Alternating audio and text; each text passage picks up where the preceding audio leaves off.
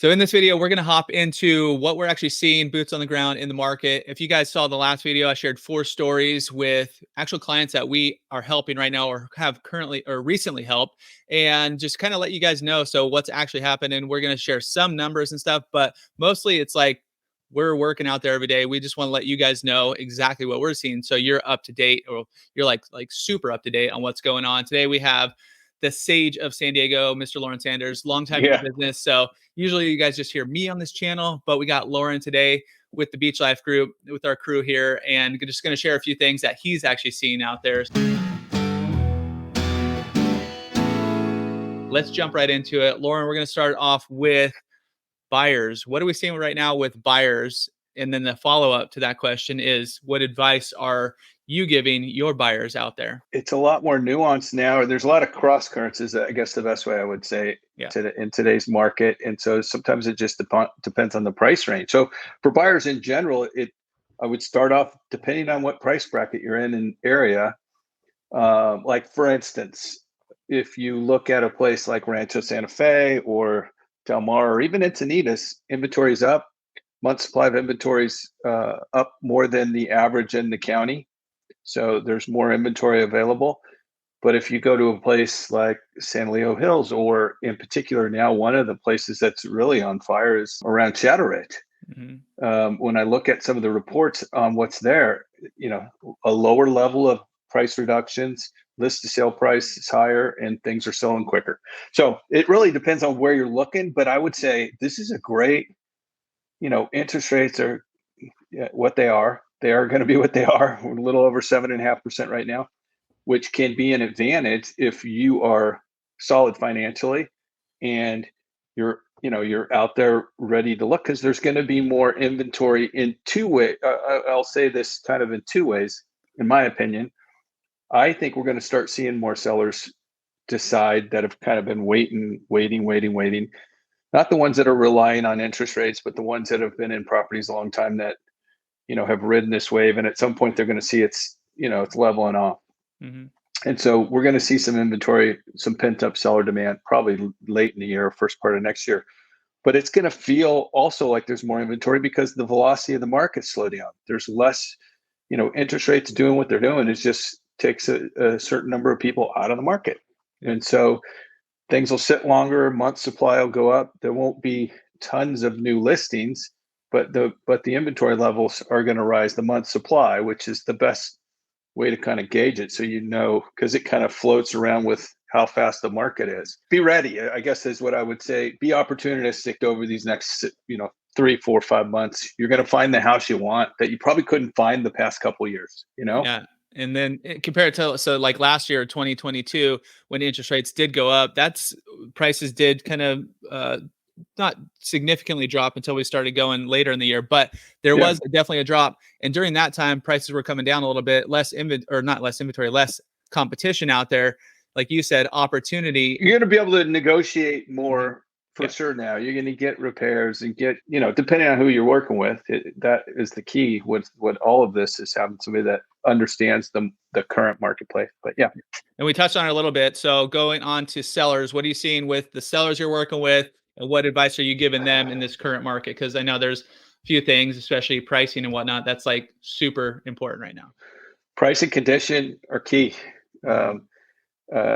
Just in general. So I go to not only we all work with buyers all the time. We're out with home buyers, so we get to have our own experience of the buyers we're working with. But then I go out on open houses and stuff on the weekend, kind of. I don't know if it's incognito, but I don't go out as an agent. I go and ask questions and find out and listen. A lot of listening. If you hear what people say, there's a definite difference in the tone of buyers right now than there was last year, even when the market was kind of trending down last year, because I think a couple things. One is, I think people have finally given up on, hey, interest rates are going to come down in 6 months or a year. There was a lot of that talk while they were rising crazy last year and slowing the market down. By the end of the year, there was big talk that they're coming back down, and they did, which shot the market up again the beginning of this year. I don't think people have that sense that that's going to happen. So I think they're getting more picky, and they're, and they're seeing things homes are on the market a little longer now. And one thing that we've kind of noticed a handful of times that still usually, the last few years it's been multiple offers on everything. Obviously that trend slowed down a little bit.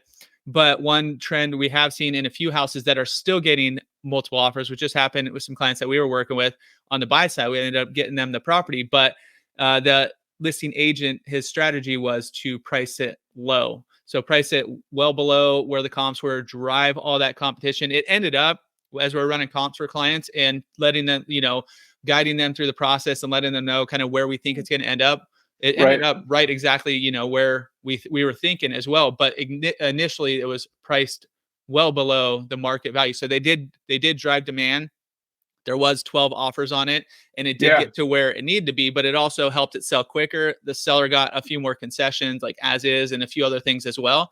So what do you think of that strategy in this current market? So depending on the price range, that works really well. And as you get to lower price ranges, it works even better, in my opinion. But there's different conversations you can have with every seller has some different things going on. But if you come on and you're like, hey, I need to get my house sold and I need to be out of here before the end of the year, your house needs to be dialed in, very clean. Even if you're not replacing anything, if it's older and you're just doing that, make sure it's as empty as can be and clean as can be. Mm-hmm. And then if you look at comps and you got to really hone in on, you 3 to 6 months out aren't as relevant right now because the market's settling down a little bit. Prices are going to drift down as rates have risen, and just the normal seasonality. You kind of got two things going against you for seller. So I would go, hey, there's a house in your neighborhood that sold for $1.1 million. I would put mine at $1.05 million. The one thing to keep in mind, because some people I've had this, they're like, well, what, I don't want to accept that price. Or if you say we said $1 million and the last sale was $1.1 million, like your guys that Poway house was about 10% or so undervalue, right? Correct. You don't have to accept the offer. Yeah. As a seller. So keep that in mind. Second question is the mortgage rates. Obviously, here they are going up right now. We're sitting at just peaked 7.65 yesterday, I believe, a few days ago. Yeah. Hopefully they're backing off a little today. They came down a little bit yesterday. A little better. Yeah. Are the mortgage rates affecting the market, in your opinion, as much as they did last year during this time where it kind of shut down during this time? I think a little bit more, and more so because I don't think people feel that.